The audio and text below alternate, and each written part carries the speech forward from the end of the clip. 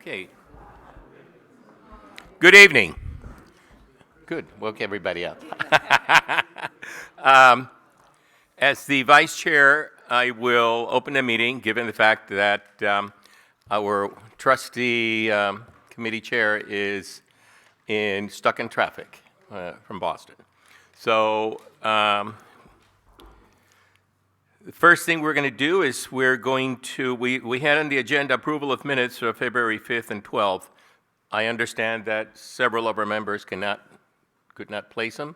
So if we defer discussion until the next meeting, I would be copacetic with that.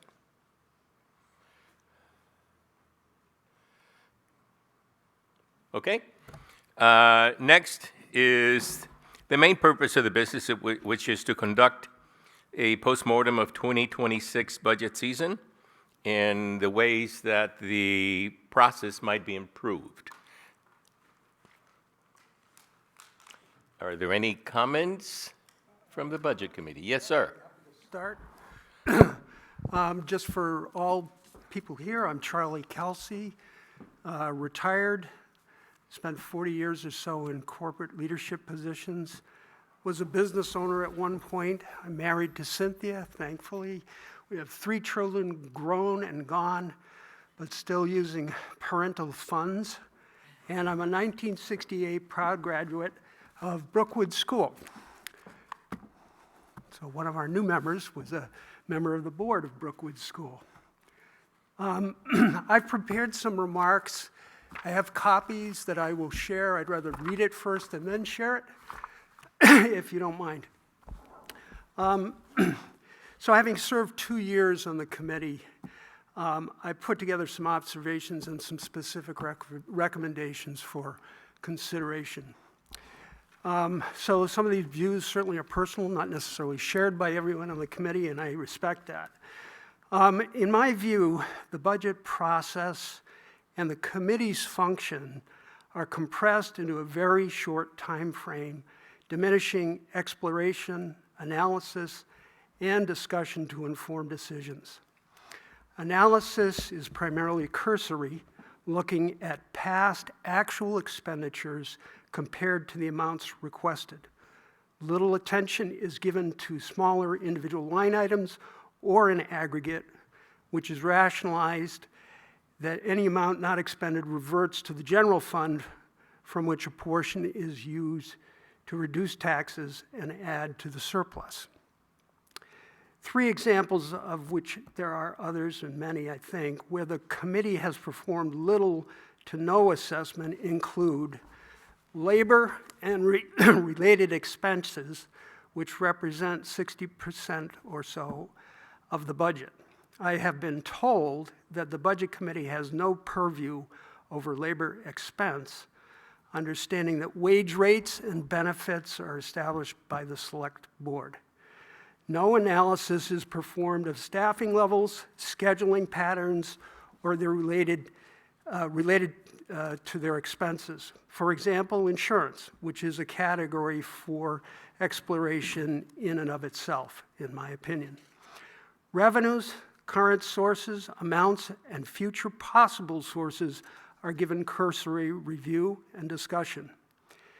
Library. During my 2 years on the Budget Committee, the library request has not been analyzed or challenged to any degree. Moreover, the committee's attention and decisions are confined to a single year without consideration to the appropriations needed over multiple years in order to gauge a sense of magnitude and prioritization in a balanced manner. Therefore, no such information is provided to the taxpayers to inform them of these impacts. Challenges to appropriation requests are often incorrectly viewed as cutting the budget just to reduce tax rates versus a prudent and balanced allocation of limited taxpayer funds. Some past requests have been characterized as an undue burden on department heads. Our discussion and debate are minimal, and where it has been extensive, it has been referred to as disrespectful and unwarranted, and in my view, silencing specific and overall inquiry and analysis. Finally, the current process and time seem redundant to the Select Board's budget review. The committee is charged statutorily to be an independent, unbiased body to, quote, assist its voters in the prudent appropriation of public funds, end quote. Additionally, quote, the committee may require town officials and department heads to submit such statements at such times and in such detail as the governing body may require. I have the quoted sections of the municipal budget law that support those quotes. My recommendations are as follows, and there are 8 of them. First, meet well in advance of the budget process to, 1, discuss and align the committee around the process we will use with department heads, including the scope for inquiry, review, and analysis. Number 2, divide the agreed process among budget committee members into teams of 2 members or a single member on a particular area, and assign members based on interest and expertise to perform an in-depth review and analysis of operations and related expense, including benchmarking, and revenue appropriations, including staffing levels. Have each team complete a report of findings back to the entire committee, allowing more efficient use of department head time in their budget preparation and a focused discussion during the public meeting forums. Number 3, request the Select Board to establish a set of goals and assumptions for department heads and the town administration to factor into the budget preparations. The committee may also propose assumptions and goals for the department heads and town administrator to the Select Board prior to the start of budget preparations. At a minimum, detailed assumptions of individual line items should be included.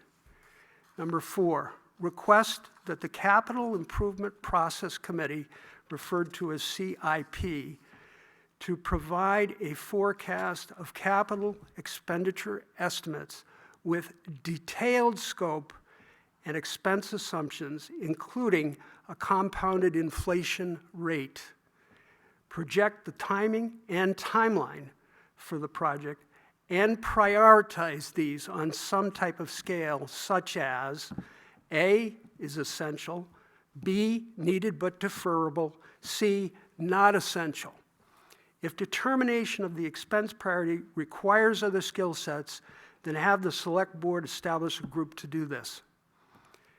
Number 5, conduct a 5-year budget forecast with a tax rate estimate for each year and individually for any large budget item or aggregate of items, for example, capital expenses, and the impact on debt and reserves, staff increases with wage, taxes, and health benefits. This is to inform the committee as well as taxpayers when the budget is presented to them.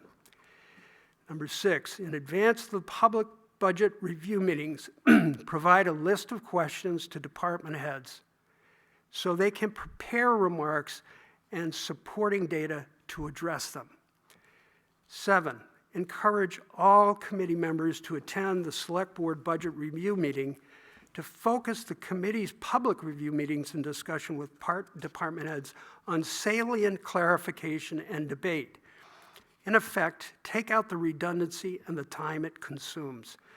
In the event a member is unable to attend the Select Board budget review meeting, assign another committee member to provide a review of the meeting and its salient points, plus copies of minutes to that member or members who were unable to attend.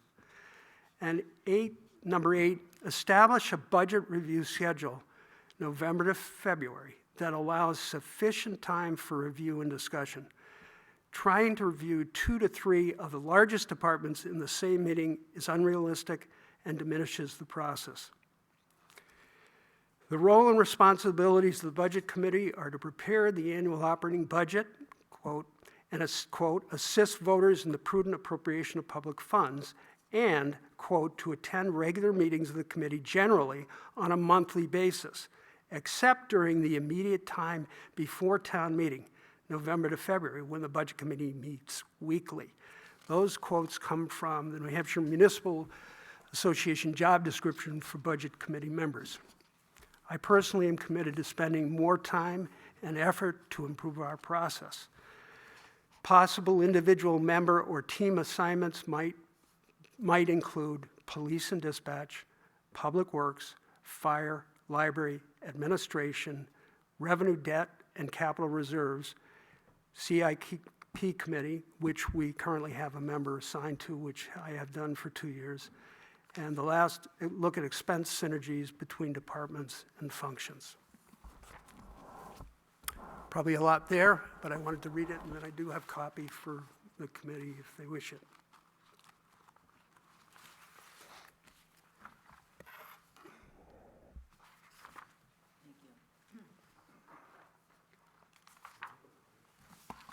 Sorry, I was late. Let's blame traffic on 93.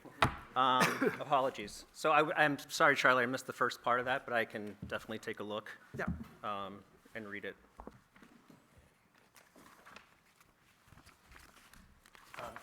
If I may. Sure. Okay. One of the things, Charlie, and I really I take your statements to heart. I would say over 50% of what you're saying is due to the fact that this town does not have a strategic plan.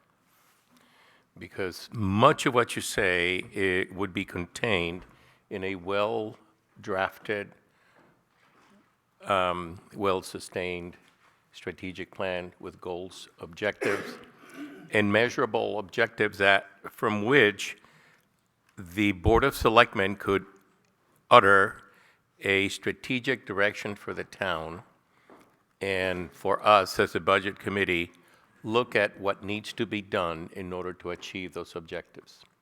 And I think I've been talking about it since this is my second term in the budget committee, and I think it is something that really needs to happen. I mean, I was in the Arlington County, Virginia, budget committee.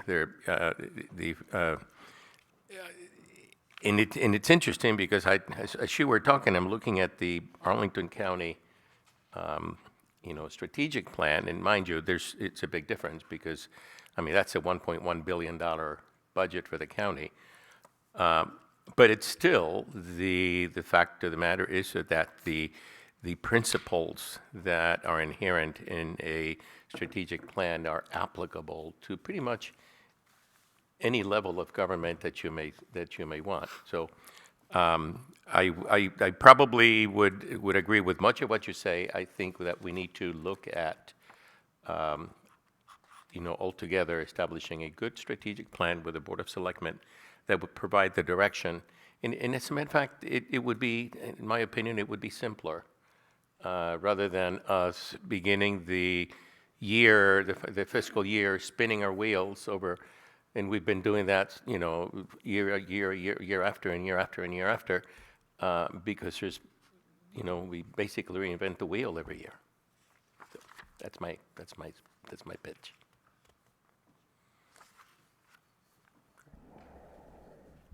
Any other comments or questions for Charlie? John, go ahead. No, not for Charlie. No. Do you want to, Mike?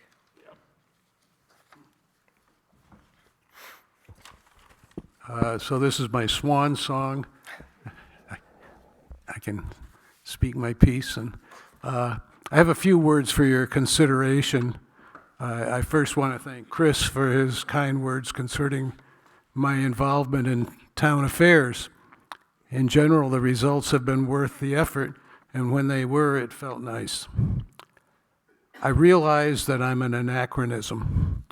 The difference in serving on the budget committee the first time around and the second was huge. My first time around, the committee had numerous contentious discussions with department heads regarding their proposed budgets and our desire to protect the pockets of our constituency.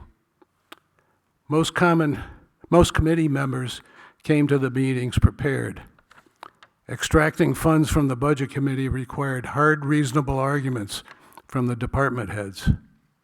Times were easier then because the constituency's needs were far more simple. Dog parks and more sidewalks were not considered. Life was simpler and as such was very rewarding.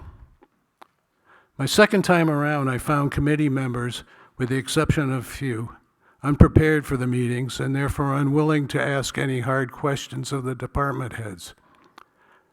The only somewhat contentious conversations occurred when we forced the Recreation Department to take $2,000 they did not want, and attempting to add to the Garden Club's budget money which they refused.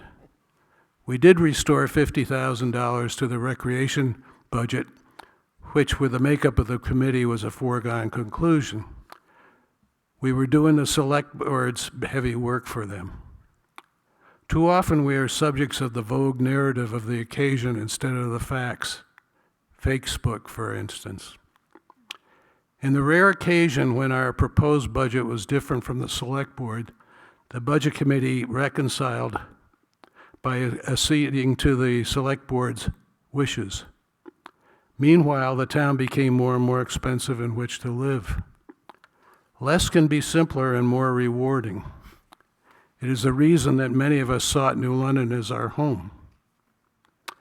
I wonder if there really is a need for the Budget Committee to continue to exist, and if we might find it more rewarding staying home with our spouses and kids than treading water at a meeting. I want to thank you all for putting up with me these past 3 years. Well, John, thanks for the kind words in the beginning, and we would more than happy put up with you for another 3 years if you'd change your mind next year. Any comments or questions for John? Any thoughts? Karen? One, I'd like to say thank you, John, for those comments, and certainly for your perspective after, I think it's 15 years of service. So that's quite an ongoing level of commitment.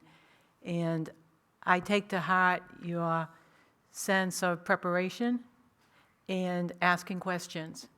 And I have seen it where questions are not always welcomed, and I appreciate the fact that you have continued to be dogged yet respectful in your pursuit of certain answers. So I use you and think of you as an example and someone who would like to model my performance on the Budget Committee after. I just hope I can do it in as nice a way as you've done it. So thank you. Thank you. I also have some comments whenever Yeah, go ahead. whenever it's appropriate. I don't, does anyone have any questions or anything in terms of what John had to say? I don't want to jump in prematurely. No, I mean, I think, I'll give my opinion. I think people are moving to town for other reasons besides a simpler life. Things cost money. I think we're all trying to be good stewards of the revenue and finances and trying to be as fiscally responsible as we can. But I think that's a difference of opinion that some people have where we choose to fund certain things more than other things, or we choose to add money to a budget where we feel like it's underfunded. So again, my purview is I don't think that the budget is here we get a budget and we just reduce it. That's not our job. Our job is to not cut money out of a budget. It's to look at the town's budget to say, are we funding the town the way that we think is more prudent? And that might be more money sometimes. I don't think anyone's here to say, let's raise taxes for the sake of raising taxes. But sometimes we have to take a look at the town and where we're going strategically in the future, and that's going to cost money. And the more and more that we decide not to fund things, the more expensive those things become. That's just fact. That's called inflation. So again, I'm going to use a Phyllis statement, kicking the can down the road, because that's what she was famous for. If we continue to do that, then things are just going to get more expensive. I don't see a day where things get less expensive. I'm not saying we always have to raise money or spend more money, but I think the days of trying to keep things at a certain cost. That's just not reality right now. And I would say that, and I think, John, New London, I love this town. I hope we can have a place where it's affordable for people, the community is, happy, but there are a lot of needs in this town. And, I think people who are on this committee and spend their time, whether they prepare or not prepare, they're speaking for what they think is best for the town. So whether you have one opinion or the other, I respect those opinions. You're speaking for either yourself or the community that you are a part of. And I think people who vote other ways are speaking for the community and the people that they're part of. I think of my children who live here, who are in high school, and I hope that they all three live here in the future, or at least one of them. I have to think about what that looks like in 20, 30 years for them. And what sort of community do I want for them? And what sort of community do I want for people who are moving here? So I just want to make that clear. Like, when I give my opinion, I'm looking at the town as a whole. I think I agree with you, Lou. Like, maybe, obviously, I think we need to be a little bit more strategic. And Charlie, I think I want to take some time to read this before I comment, because I know I'm just seeing it. I do think we can improve our process. I just don't approach the budget with an eye on reducing costs. Because I think if you start there, you're just going to fail. Can I just react to that, Chris? Yeah, absolutely. That simple and very appropriate statement. I am not here to cut taxes. I am here to prudent appropriation to the town's projected needs. And you can argue and should debate the level of need, because there's competing areas for money. I mean, we hear that from conservation. I think everybody on this committee favors conservation, but makes decisions relative to the appropriation request in the context of the whole budget. I think there are areas that we could have had debate on, and I would really appreciate debate on, and that is some of the issues with the condition of the existing police facility. Why haven't we addressed those as a budget committee? So if we were to look at those and really quantify them, maybe we would then be in a position of saying, we need to reappropriate from another area of the budget over here, plus increase, versus let's keep everything the same and just appropriate to the new need.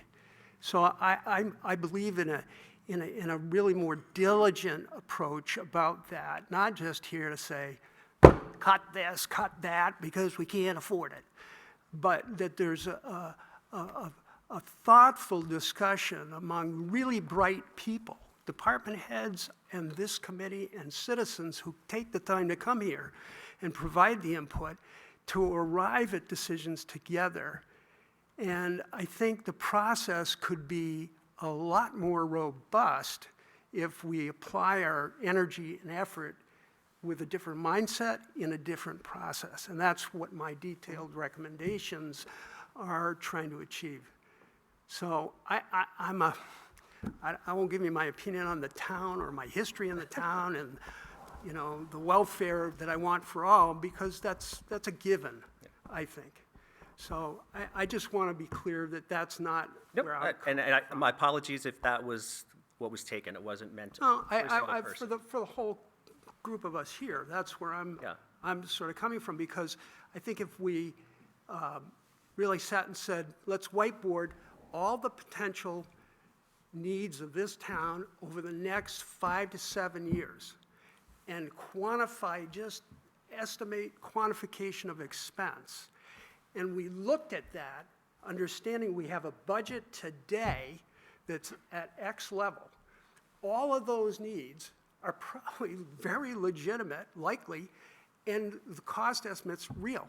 How are we going to address those, in what order of prioritization on what I believe is a limited resource? We can't just assume the taxpayer is going to be the one who bears this every time without a really diligent assessment of those future needs. And that speaks to the strategic approach versus nickel and diming a year's budget request, unless something's egregious. Yeah. So that's really my. Yeah, I don't disagree with that at all. Where I think we can get better. And it may take more time. I personally am willing to spend the time because I have the time.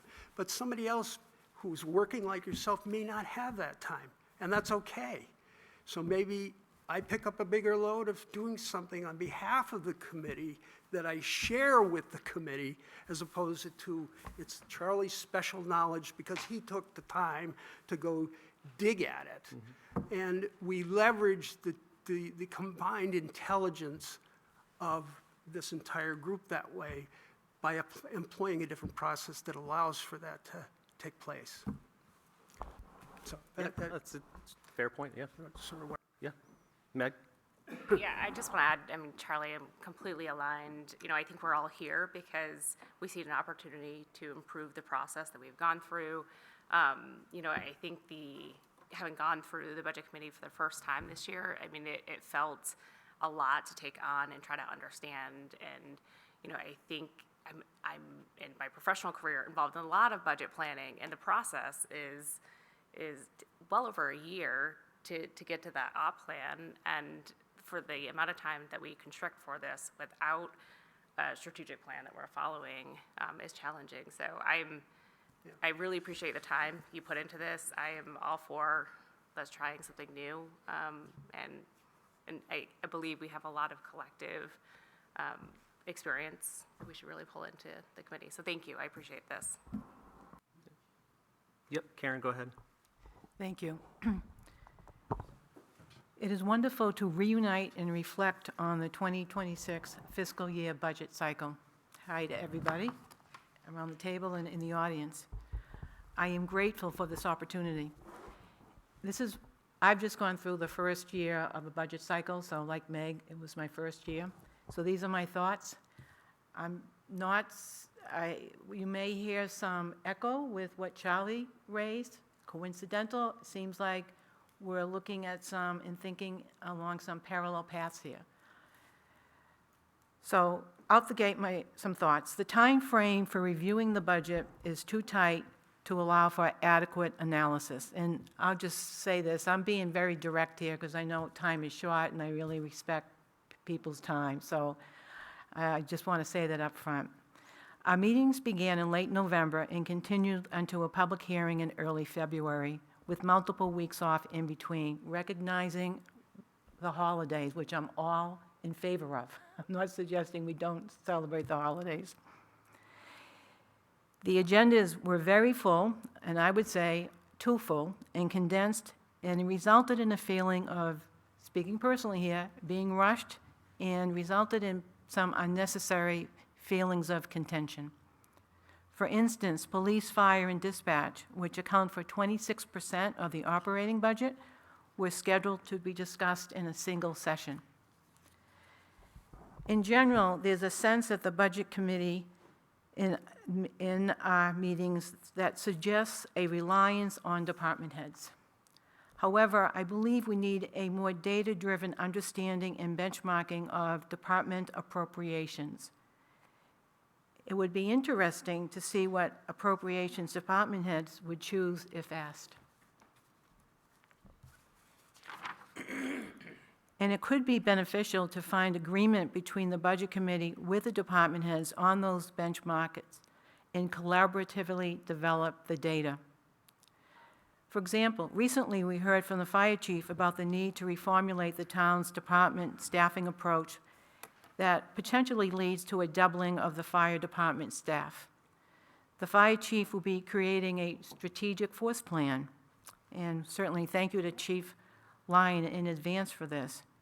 And some key questions to consider would include what benchmarks should be established for this and how are other organizations addressing similar staffing challenges. Our budget review includes details on categories of wage, totals, benefits, payroll expenses, and other related items. However, we currently lack a comprehensive understanding of the town's overall payroll and personnel framework. This situation may improve with the upcoming implementation of the new Questica module. In any case, it is essential for the Budget Committee to be better informed about this category of appropriation and its trajectory. I have a recommendation to make. I'm going to repeat a little bit of what Charlie said. Under Chapter 32, the Municipal Budget Committee is there to assist its voters in the prudent appropriation of public funds. And further, under Section 3222, there is the review of expenditures, which includes the following. Upon request by the Budget Committee, the governing body of the town or district, or town manager or other administrative official, shall forthwith submit to the Budget Committee a comparative statement of all appropriations and expenditures. I'm going to skip ahead a bit. The Budget Committee shall meet periodically to review such statements. There is further language in here that the provisions shall not be construed to mean that the Budget Committee or any member of the committee shall have any authority to dispute or challenge the discretion of other officials over current town or district expenditures, whatever the case may be. What I would see and would recommend is holding regular meetings, that we don't have this gap between, let's say, April, or in last year's case was early May, in late November. That engaging in real-time meetings with department heads as a committee could be very beneficial. And I'm not suggesting that we come forward with a whole list of new things for department heads to do, to have to, work with us in that regard. I would be very interested in knowing what is in place. How are department heads working with the town administration? Are they meeting on a regular basis? Are they reviewing budget to forecast? How is the town reviewing performance to the budget? So really kind of taking whatever is already in place, and I assume that these things are happening, and using those as a template. Because I say, I'm not looking to add additional workload, but using what is already in place and leveraging that. I see the advantage of staying current on challenges and successes with department heads as keeping us informed as the year progresses. I mean, things are always changing. I think it's safe to say that when we talked about revenue numbers in the 2026 budget preparation, and hearing the feedback we're getting from Concord and the federal government, that there are some new assessments with regard to what level of government support may indeed be available. So some assumptions that were made earlier on in our budget process may indeed no longer be valid. And that's the nature of the beast. But if we're meeting on a more regular basis, we're staying informed about such things. Through staying current on challenges and successes, that would prepare us, that's preparation work for the next year's budget. So rather than ramping up in late November, we're already in the flow. So I would see that as a way to more thoughtfully and comfortably engage with all involved. And that includes department heads and even amongst committee members. Being a first-year person, it's an adjustment, working with new people. And I'll just speak for myself, it was rather tricky at times to find that balance in wanting to make a contribution, but not overstep, but at the same time fulfill what you know to be your responsibility to assist the taxpayers in the prudent appropriation of public funds. That was always in the back of my mind.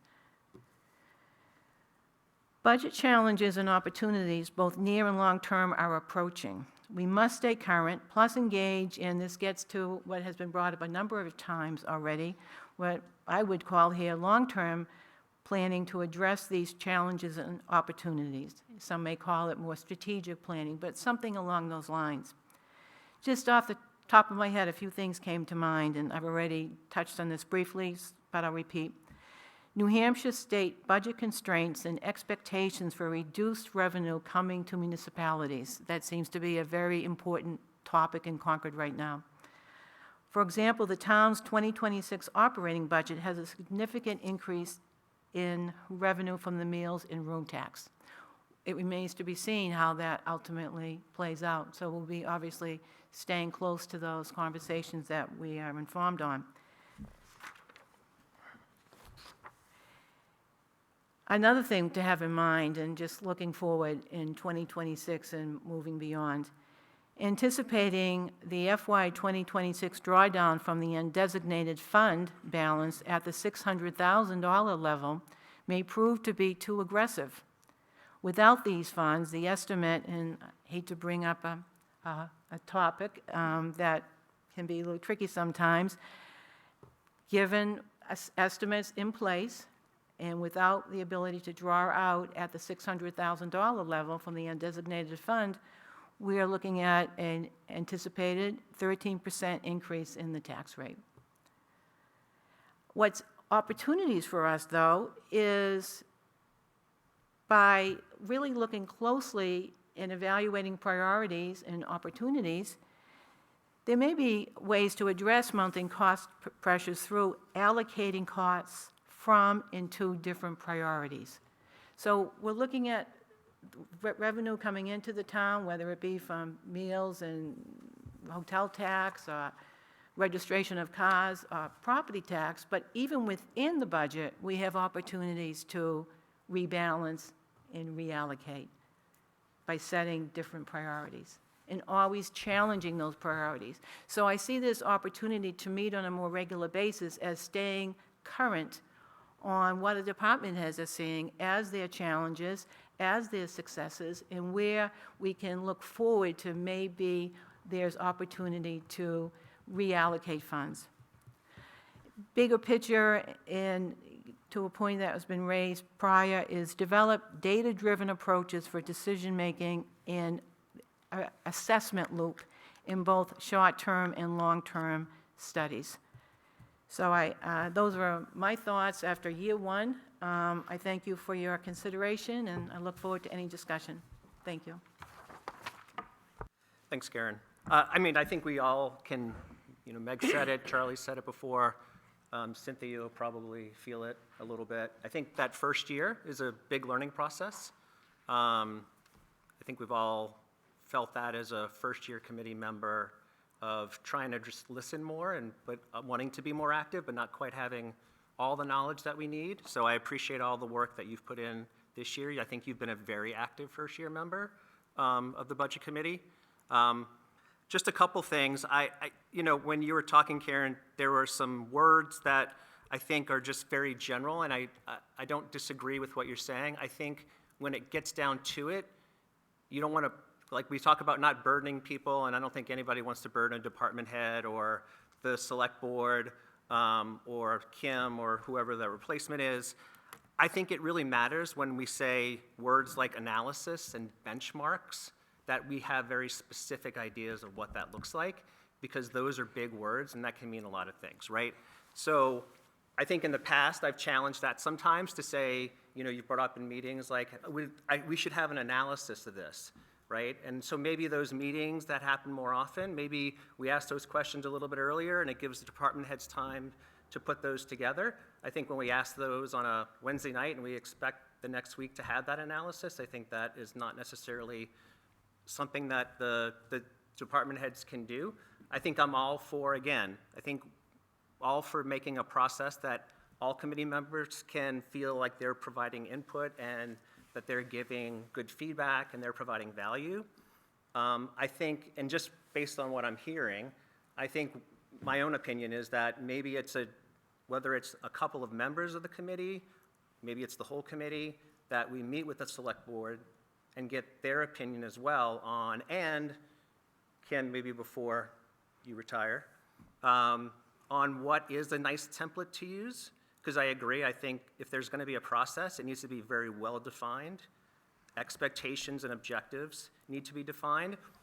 So if we are asking department heads to do something in advance of their budget, right? Because they're not putting their budgets together, let's not forget, until August, September, right? That's when they put their budgets together. So I want to make sure if we're asking them to do anything more than what they're doing right now, that it's very clear to them what they need to do.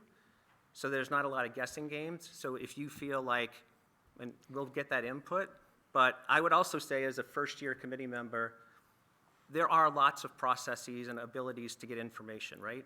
We do have the meeting with the department heads. That was in October of this past year. right? You can always communicate with a department head and ask questions, right? We've talked about that, whether that is a citizen or a budget committee member. So I don't think we're going to answer every question that we have, but I'm definitely open to coming up with, again, haven't had a chance to really dive into Charlie's ideas, but come back with, and we can talk amongst ourselves about what that could look like, but come to a consensus on what our expectations are, because I think that needs to be clear to all department heads, and what's going to be expected of them.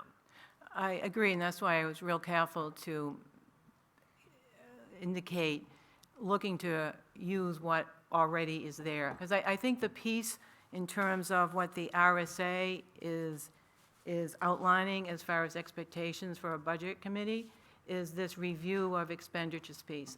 And I would say that we do not do anything that the RSA, we don't do anything the RSA doesn't say that we have to do. I'm not suggesting that So I know we people aren't. keep referring to the RSA, but I will look to our town administrator to say, as a budget committee, we follow the rules of.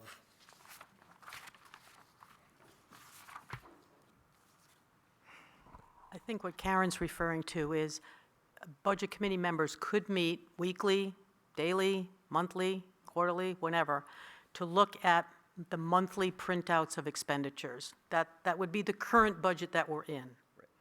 That's something that I don't know that this budget committee has ever done on a routine basis. And John has been here longer than me. He could say if it happened prior. It's not something I've seen budget committees do a lot. The point that Karen made, which is they being the budget committee has no power to second guess what the selectmen say about these expenditures, probably is the reason why it's not popular with budget committees to do it. It's an after the fact thing. And so, yes, you could do that. I don't think New London has ever done it, but it's possible. Now, to Karen's point, what happens now is department heads get purchase orders, discuss with myself and with Lynn issues with if they have a problem with their budget. They have a budget, they stay within those line items. That's what they're supposed to do. The budget's adopted and town meeting says, we want you to spend this amount of money on these things.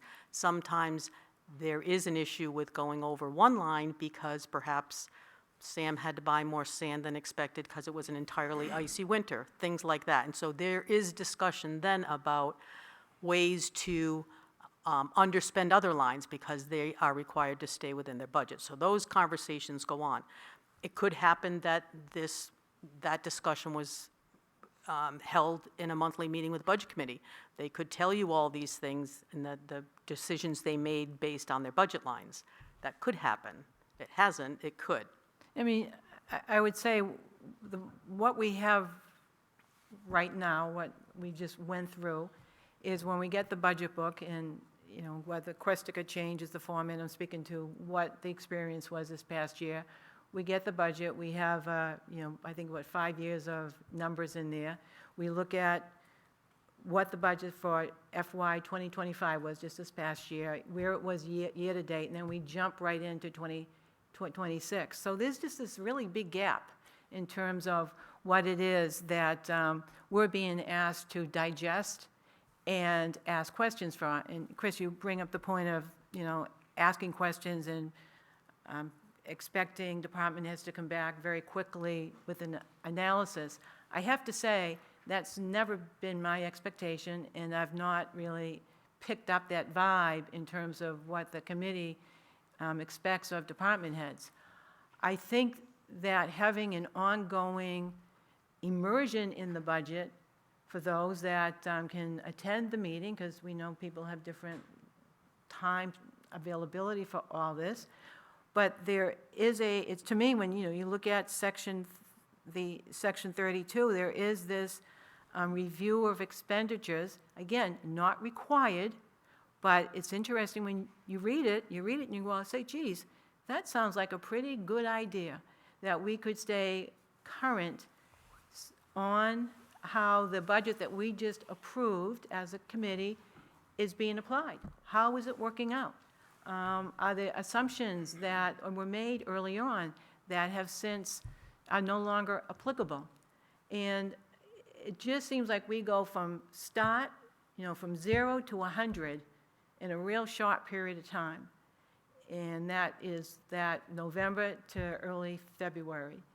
And I think that has led to this sense of urgency in having to deal with, for just example I gave, dealing with the police, fire, and dispatch budget in one night.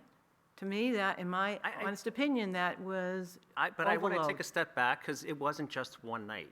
There were lots of conversations leading up to that discussion. There was the meeting with the department heads. That was in October. There was time in between. Meeting with department heads, you mean the one that the Where- select board organized? Correct. Yes, so, To learn about their budgets and questions could be asked. and that was a select board meeting, right. And all budget committee members were asked to attend if they wanted to attend, so that's where Which we I got to. attended that, We got to yes. learn about their budgets, right? Right. I'm just saying, well, I don't want to, it sounds as if you're saying, we only had 2 hours to decide on fire, police, and dispatch, when we had multiple months to ask questions, to go to chief, or to come to the meeting and ask those types of questions. We do use that 2 hours to focus on those 3, or that, I think we used this year, I think we did police and dispatch in one meeting and fire in another. We used that time to focus on that one department during that meeting, but it's not as if it's just that 1 hour is all we spend, or 2 hours all we spend talking about police, and then that's it. No, these are thoughts, and we were asked to bring our thoughts about this budget cycle. Oh, And that's what I'm bringing forward. Yeah. In that there was this, I did attend the select board meeting where it was like the forum with department heads, and yes, that was really helpful to be there. I think there are benefits in terms of having a committee approach to a discussion and exploring these We also- line items, so that a one-off on a meeting with the police chief or fire chief is a little different thing. And I have to say, I'm just being really upfront here, that given all the cautioning around respecting department heads' time, it was something that I really hesitated to ask for time. So I think, I put it out there that I think us taking advantage of the review of expenditures could be a helpful thing in the intervening months before we get into the heat of the budget season. So those were my thoughts. Thank I also you. just want to add for the record that we do also schedule time with department heads. So every year, we have time that is allocated for any budget committee member that wants to go learn more about departments and ask them any questions that they have about current spends or what they're thinking about in the future. So again, I think if you want more time, we can certainly, as a committee, come up with that and say, can the department heads have multiple meetings a year? Can there be an open forum where they come once a month and we have a discussion? Again, I'm open to those. I just don't want there to be an assumption that we decide a fire and police department budget in a 2-hour meeting, and that's the only time we've ever talked about it. Well, that's the time, gets back to my point, is working as a committee, where some of this discussion and we can benefit from the knowledge and the expertise of each other. And so that's why I encourage the intervening months as opportunities to do the review of expenditures to see how that budget that we just voted and appropriated stands up to the test of reality, and prepare, and that would be great preparation for the ensuing year's budget. Thanks. Yeah, listening to the dialogue, I come back to my ideas because I'm married to them. Is one step that I'm pretty sure we should do is have a meeting well in advance of the November, February time slot. And that meeting to really talk about how we're going to approach the budget process for the coming year, what's in our scope, debate a little bit, do we want to analyze insurance? Do we want to look at staffing patterns? Yes, no, why, maybe not. But then from that meeting, agree this is the scope of what we're going to do and the process that we're going to use to do it. And I believe that process can be more effective if it's more focused around an agreed scope. Because if indeed we agree as a committee that we're not going to look at labor or FTEs, and the committee agrees, then we're not going to debate that. We're not going to discuss it. But if we're going to look at insurance, or we're going to look at some other particular area that might affect all budgets of all departments, then we are in agreement, and that's where our energy goes. And I think what I heard you say, Chris, was come up with a set of questions that the committee would want to direct to each department. Yeah, I mean, I would ask, I mean, And then they have the benefit of that in advance versus they're stuck at the podium and I come up with my question I just thought of, came out of my mind, and they're not prepared for it, and it becomes an uncomfortable and/or subject requiring follow-up on their part. So I think we give them a little better lead time around the information that we've agreed collectively we want. yeah, no, I mean, I think you said it well. If I were in a department head's shoes, I would ask, tell me what you want to see, and then, again, then they have some time to put that together. Obviously, we're not going to hold everyone's feet to the fire and say you have to follow this exactly, but things do change over time. Things come up in town. We have to look at, what we decide in June might be different than what happens in October, and we have to look at that. So I think those questions will continue to come up, but I would just, again, I think we need to, and maybe it's a part of this, maybe it's a select few members of the committee who work with the selectmen and the town administrator and some of the department heads to come up with what does that template look like. Yeah.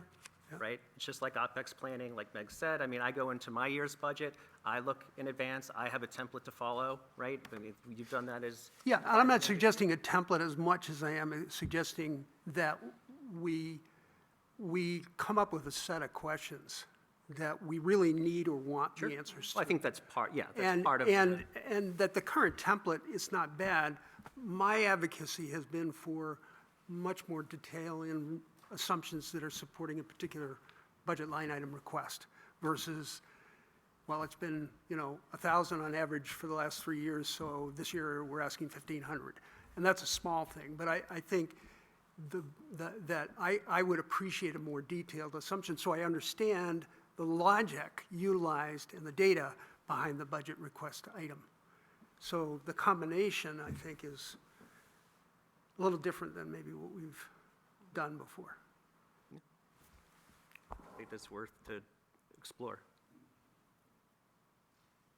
Yep, Karen. This came into my mind, so I'll mention it since it's kind of an open forum here. One of the things that I think I'd like to get others' thoughts on, actually, is, and it's not something that I understand is the usual standard operating procedure, is as we're coming into the 2027 fiscal year budget, which sounds kind of crazy, right? Right around the corner, in a few months, I guess, the department heads will start working on it on August, I guess. That's about the time frame. Are there any assumptions or things that we would like to share with department heads that they should have in mind in terms of as they prepare the budget from a budget committee perspective? I mean, I'll just share my observation that last year of the current fiscal 2026 budget, the department heads, and I know they have a focus strongly on needs, and we have a great set of department heads that are focusing on needs. So they went through this really exhaustive and a great deal of work to come up with their 2026 budget. I recognize things are changing, always changing. I think we're in a time where we're going to see more, not less of that. So they get done with the budget, and we heard the presentation, or not done, but they prepared their budget, and we hear the presentation for the Board of Selectmen.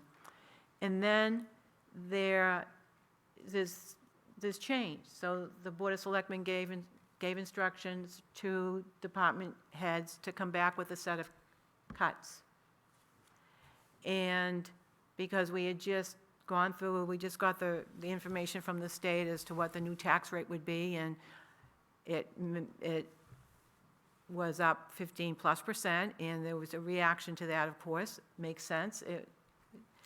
So the department has then had to go through an exercise of coming up with some cuts. So what occurred to me when they were going through all that, because that really looked like, may have been more helpful, just a thought, that expectations are, I don't know what the right word is, parameters, assumptions, guidance, I'm trying to find the right word, it's not coming to me right now, but some kind of framework for department heads to work with as they begin the budget cycle. I mean, because we're talking about process here. We're not talking about direction, we're not talking about marching orders, but a framework. So we're looking already at, if we don't pull out of undesignated fund balance, roughly a 13% increase in the tax rate. Again, all assumption, all in projections, but those are the only numbers we have at this time. Would it make sense when the 2027 cycle begins, that some direction, again, I'm trying to find the right word, I don't know what it is, but some semblance of an idea for what they should be working towards in terms of appropriations within the department. I always get leery on telling a department head you have this range to work in, or we've asked before, like, let's try and keep things at 4% or under.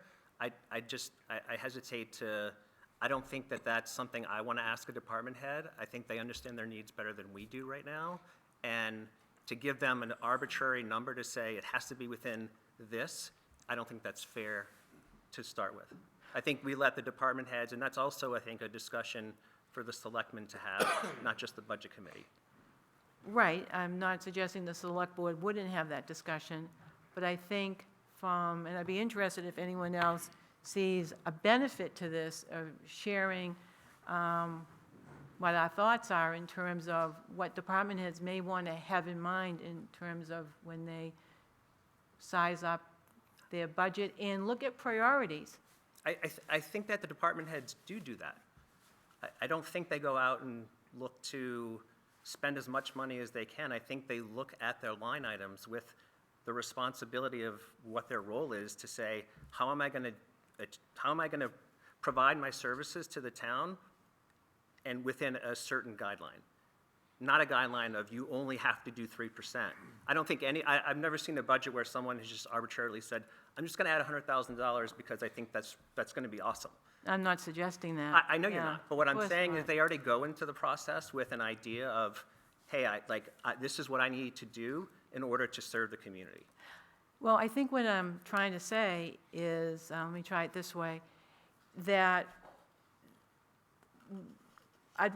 if I were a department head, I would rather have some sense of what I should be thinking of in terms of my increase in appropriations, so that I could then, if I needed to reprioritize or think more broadly, and I'm not saying they're not doing this already, but I'd rather have that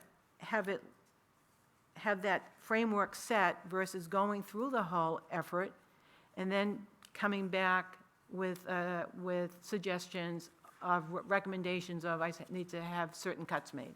So I'm just saying, maybe cart before horse here, that having that sense coming out at the beginning of the process, that I maybe last year I was able to grow my budget through necessity by X percent, that this is the year I should, I'll look at it a little differently, and maybe it's some percentage of that. I just put that out there for discussion, because Let me give you a couple of get some thoughts. examples, if I can, and maybe I'm going to ask Bibi to respond. So we have a known in the budget relative to the fire department that's going to have a significant increase in these next 3 years. we may get a decision out of the Supreme Court relative to the school funding issue that has a potential liability, I've heard numbers of $1 million, that the town would be obligated to refund, to additionally fund over and above current levels. Just using those two items alone, would that be impetus for the select board to provide direction to town administrator and the department heads to look at their budgets differently because we know those expenses are going to hit us in a particular year? Yes. Versus a direction of let's level fund everything except cost of living. Would the issues direct the select board? I think a lot of conversations like that we're going to be having in the next couple of years.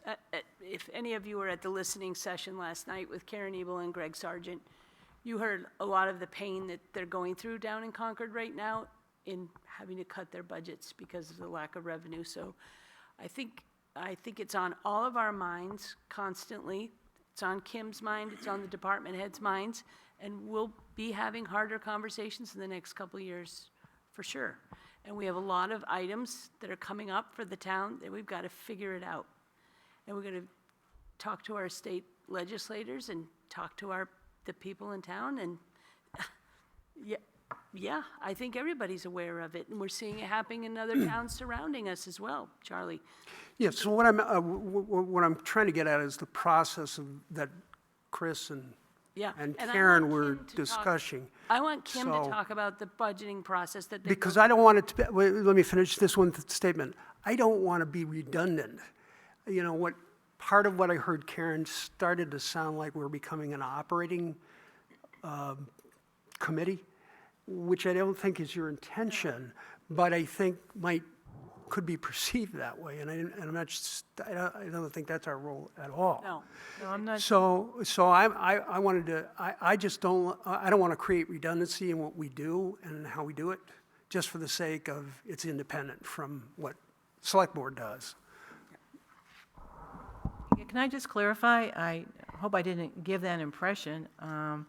No, I was when I read chapter 32 and highlighted those sections, I was real clear on that is not our role and certainly not one that I would ever want to embark on. I just thought it was worthwhile to raise the question because it has come up before, and I think it's certain questions are healthy to revisit from time to time. So, thank you. With regard to limitations or parameters or guidance that's given at the beginning of budget seasons to department heads, I think you all agree, and we've said, department heads only ask for what they feel they must have to provide the services that they've been tasked to provide. I think that and there are some towns that will say you can't go over 1%, 2%, whatever the number is. When that happens, you budget committee members will have no idea of exactly what those department heads think they need. Because if they're told you can only go up 1%, 2%, you won't hear, say, the pistols that the police chief needed. If she couldn't have put it in her budget, you would have never known that that's a tool that she felt she had to have. So I think that's the problem with those kind of preset limitations. It makes it easier for you budget committee members because then you don't have to do the hard work of saying, hey, look, we can't fund this or we can't fund that. So that's the problem I see with that. And I have seen it in this town. And when we've had a department where all of a sudden it came to light that that department didn't have all the equipment they needed, and come to find out that department head felt like he could not ask for the things he needed because of those kinds of things. So I would caution you against setting any preset limit. And continue to depend on your department heads to ask for what they reasonably need. And again, they all understand that there are times when something can't get funded. They understand it's not an unlimited thing. And as Charlie pointed out, there are going to be some big things potentially coming down the road. We're already talking about that. All of us are talking about that. And, you know, when you talk about changing priorities, that is something that the governing body and the Budget Committee will have to do.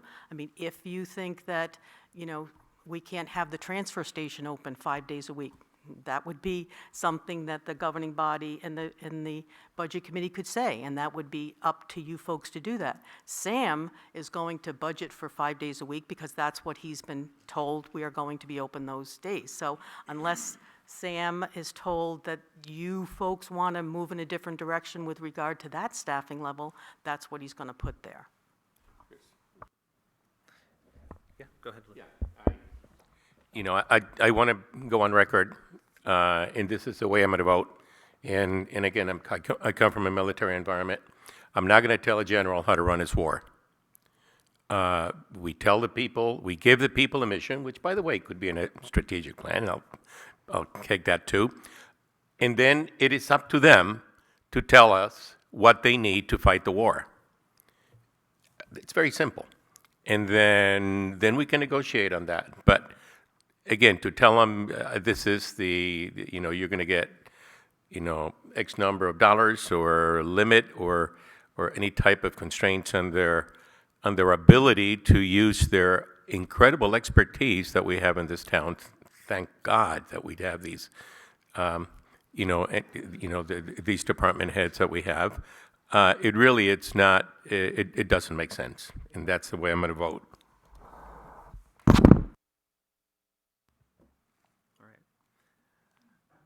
I think we could go round and round on other ideas and other postmortems. Again, this is an idea, is if other members are open to it, perhaps myself, another member of the committee, and maybe one of the newer members. Cynthia, you're the only one that's here that's new. And I'll give you a chance to introduce yourself, because I just asked, and apparently you haven't had a chance to do that. But maybe, again, a subcommittee within the Budget Committee work with the selectmen, or are you going to be the representative next year? Rich. Could work with Rich, Kim, to come up with whatever you want to call it, the objectives, the template, the plan, something that we can agree on. Because I personally just don't think we're going to be able to do it with 9 people and have 9 opinions. I think if there are a fewer come back to say, let's work on something, we can come back to the committee with, here are some ideas and thoughts, and get some feedback from the committee, and then go back. I'm imagining that's going to take a couple of rounds of back and forth, so that for this coming year, if we can get there, to provide the department heads with a little bit more of a idea of what we're thinking, the requests that we might have, the questions that we might have. Again, I'll go back to some of the things in here. And I guess I'd throw that out to the committee if that's something that you guys would agree with, or if you have any other thoughts or ideas. I agree. I agree. Okay. Cynthia, how about you just take a moment, first off, welcome to your first meeting, and take a moment to just introduce yourself to the other committee members and to the community. Thank you. Is this, okay, that's perfect. Cynthia Rousas, happy to be in an uncontested race for the Budget Committee. That was exciting. I have a legal background. I've sat on a number of different boards. So interesting, Charlie, that you were a student at Brookwood. I had a child there and was on the parent board there. You know, it's so interesting to hear the comments and have a basic understanding. I keep hearing the word strategic plan spoken about a number of times, and I've tried to come to some committee meetings to have a better understanding of what I'm getting myself into. And I also keep hearing about these concerns about big expenses coming up. So as far as that seems to be a very interesting and important topic for a long-term planning perspective. So that's what seems to jump out at me. But I'm happy to be here. I'm looking forward to working with all of you and getting to know department heads. And Chris and I knew each other from Proctor. Yep. So thank you for having me. Yeah, thank you. And I know that Kim's not here. I know that we'll give her an opportunity next meeting to give her background, but that's the newest member. And then Lou was reelected. I guess I'll just throw it out to the committee. Any other? Did Lindsay have a statement or a letter or anything like that? I don't. Okay. No, she was sorry she couldn't attend tonight. She did say with regard to meetings, she said similar things the last meeting, where being respectful and mindful of everybody's time. I think what Charlie said is some people are retired and some people aren't, so that's certainly a concern with Lindsay. She's willing to put the time in, but recognizing that she has other things to do as well, so. But she's definitely, obviously wants the Budget Committee to work the way it's supposed to, and she's going to put in the time she needs to. But she was sorry she couldn't make it tonight. I thought you were going to make a comment, sorry. Reaching for the mic. So I guess, again, we can go in a lot of different directions. I guess I would ask if the committee's comfortable, maybe myself, maybe Charlie. Obviously, you put a lot of time in this. You have a lot of thoughts and ideas. Maybe we can start with you and I. I don't know if, again, I don't know your time and what you have. If you're willing, as a new member, maybe it's a good learning process, but also some fresh ideas and thoughts as a newer committee member to spend some time with you guys and come up with an idea, because I think the selectmen should be bought into that as well, right?